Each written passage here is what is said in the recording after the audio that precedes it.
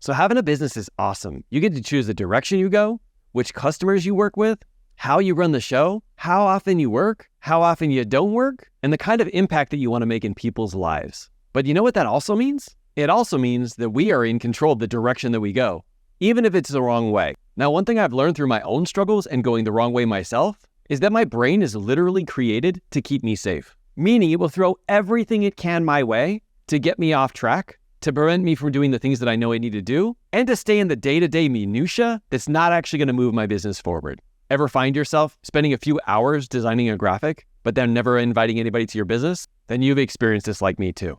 Don't worry though, you're a human with a human brain, and this is bound to happen. But what I do want to do is I want to share 10 different ways that we discovered that we were actually holding ourselves back. And many of these things we didn't even know existed. But once we became aware of them, and we had the solutions to get past them, which we'll also share in this video, it really opened the door, not only for our success, but for others as well. Because the truth is, the greatest enemy to our success is not other people, it's actually us. So let's dive into these 10 business saboteurs so that you can make sure these don't happen to you like they did us.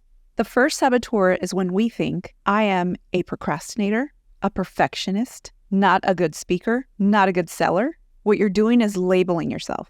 Whatever follows I am, whatever you believe about yourself is what you're going to manifest. So let's take procrastination, for example. If you're constantly saying you're a procrastinator, you've labeled yourself as a procrastinator, so you're going to procrastinate. You can say that you procrastinate, but that doesn't mean that that's what you are. You're focusing more on the behavior. And if you focus on the behavior, you can change it. Now, those first kind of labels are pretty devastating, but so is saboteur number 2. And these are the internal labels. These are some of the thoughts you want to watch out for. I'm stuck. I'm confused. I don't know what to do next. I'm overwhelmed. Once again, these are you putting a label on yourself, thinking there's no other solution. Because remember, our brain is trying to keep us safe. And if it can prove that you're a procrastinator, or that you're stuck, or that you're confused or overwhelmed, you're not going to be likely to take any new action because you've now labeled yourself, which means there's no other solution. Instead, like Teresa said, we have to make it more about the behavior or that action rather than making it being a personal attack on us. You're not a procrastinator, you just procrastinated, and you can do something else entirely different next time. You're not overwhelmed. Maybe it's just time to prioritize and execute, because this is what success looks like. I'm pretty sure you have so many different things on your plate because you are one powerful leader, and normally those things you completely crush and don't even second guess them. But there's something new that came up that wants you to label yourself so you cannot get past it. Don't allow it, and instead take full charge of these saboteurs and remove that label. Number 3 is another thought. No one is going to buy my program. No one cares. Again, whatever you focus on will grow. So if you're constantly thinking, no one is going to buy my program, the actions that you take will not be in alignment with people buying your program. Beliefs drive behavior. So make sure that the thoughts that you have are in alignment with what you actually want. Now, the next saboteur is I just don't know what to do next. I've never done this before, or I need more information first. Now, I got to tell you, this is one of the biggest saboteurs for me, still currently is, and that's the perfectionist in me. It has to be completely finished, everything done from A to Z, before I can even put it out into the world. Now, I've got a lot of help with this because it's one of my limiting beliefs that holds me back. But what I've ultimately found to help me get past this is to remind myself you can't improve it until you put it out into the world. Let's think about that logically. If you never put it out and it's just constantly in your brain, just bouncing around, you're not going to be able to get other people's insights and opinions because it's just in your head. How many times have you had something that made total sense to you, but once you said it out loud or wrote it down, you're like, why was I even thinking that? That's just another way that our brain tricks us. And it's also the power of coaching. So when you say that thing out loud, whether you're the coach or you're getting coached, you can make those connections and see what was actually holding you back. Now, any of these saboteurs that we've talked about can really keep you stuck, but in reality, what they do is they make you feel trapped in a box. Like there's no outside solution. This is the difference between having an open mindset and a closed mindset. So if nobody's buying your program, you could focus on what's broken, wrong, or missing, why this is never going to work, and why people suck. But what does that get you in the end? What if we were to reframe it and just think about, maybe I didn't give them enough information. Maybe I didn't describe it in as much detail. Maybe I had the wrong person on the webinar. Maybe they just weren't my people. Maybe that person would have been a terrible customer or client. What can I do to improve my messaging instead? So that next time, not only do I have more people show up, but people follow through and buy my program. The truth is, you can only focus on one thing at a time. And if you're focused on what's broken, wrong, or missing, you miss out on the opportunities, the successes, and the potential of what you could really create. Now let's jump into saboteur number 5. Number 5 is when you think business is hard. Sure, business can be hard. Life can be hard. But like Mark said, how does it serve you to focus on that? How does it serve you to think that business is hard? You can still think this, but you can reframe it. You know that business is hard. However, you can figure it out. And if you're focused on figuring it out, your actions will help you succeed. So let's go back to that last one. Business is hard. Can I say that I'm actually glad that business is hard? Because if it wasn't hard, everybody would succeed, and that wouldn't give me the opportunity to prove that I have what it takes. Think about this. What if everybody had a business and everybody was successful? Well, it kind of would make us all unsuccessful, right? And that's why, whenever I tack anything that's hard, I actually remind myself that that's a part of the process, and I'm so glad it is. It actually gives me a great opportunity because I can separate myself from the pack.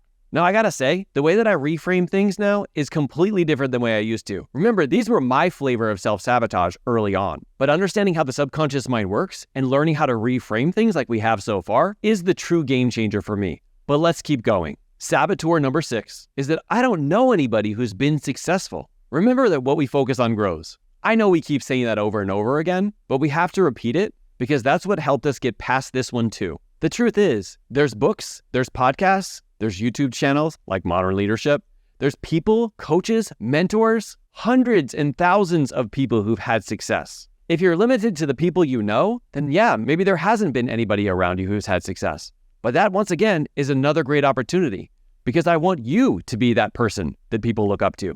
You're the reason why they start a business because you've had success and you've proved to them by modeling the behavior yourself. And no matter what level you're at, there's always somebody a few levels ahead who's more than willing to share their answers with you.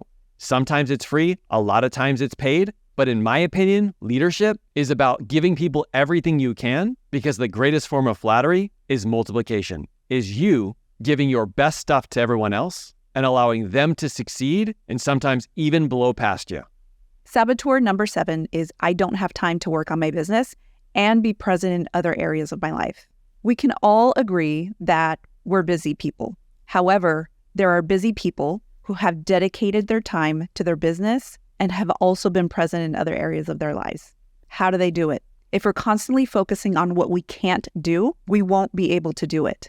There are many different ways that you can put time and effort into your business without sacrificing other areas of your life. It's about prioritizing. It's about making sure that the things that you do them efficiently in your business so you have time and energy for your family, your self-care, or anything else you want to do. Now, saboteur number 8 is a doozy. And that is why would somebody want to get my help when they can get blank's help instead? Here's the truth. We all have our own personal story, our own personal energy, our own personalities, and the people who get attracted to us aren't watching and following any of those other people. The truth is they came to you for a reason. You're the only person who's going to be able to connect with them on a level that they want to connect on. Now, this is another difficult saboteur because it's very easy to start looking outside yourself and start comparing yourself to someone else. But remember, you're not running their race. You're running your own race. And using someone else's success against you is yet another saboteur. Let's definitely not go down that path. Instead, I want you to see that it's evidence that it's possible. Even if you teach and sell the same exact thing, the thing that's different about this equation is you. Lean into that as your superpower, not as your weakness. Saboteur number 9 is I'm not good enough at blank to be successful. We are all good at something. And if something is not our strength, we can either delegate it to someone else or learn a new skill. There are always ways around this. This is simply another thought that keeps us from moving forward. And saboteur number 10 is I should be further by now. Now let me attack this head on. Further than who? Further than what? When we say things like I should be further along or I feel like I'm behind, it's because we're comparing ourselves to someone or something else. What helped me through this one is reminding myself that I was continuing to grow and I was better than the person in the mirror yesterday. Now there's going to be times that you don't feel like you're better than you were yesterday. That's okay. That's why this is called a process of evolution. As we continue to grow, develop new skills, hang out with the right people, and take the right actions, We will look up 6 months or a year from now, you will be unrecognizable compared to the person that you used to be, as long as we're willing to not allow these saboteurs to get in our way. Now, you might get to this point after hearing about all these saboteurs and wonder how we started to use these supposed weaknesses as our superpowers. Don't worry, we got you covered. Tap the screen to watch this next video. This is where Teresa and I talked about how we leveraged our weaknesses into our superpowers, including the saboteurs that were actually holding us back. Because when you find the key to unlock yourself, it's time to start handing that key off to other people. And this makes you so much more valuable to the marketplace. Dive into that video for more. And thank you for what you do out there every single day. These saboteurs can be a little nasty, and we have to be willing to face them. But it's the greatest gift that we can give the people who follow us, modeling that behavior. Thank you for what you do out there every single day, and keep leading from the front. Bye.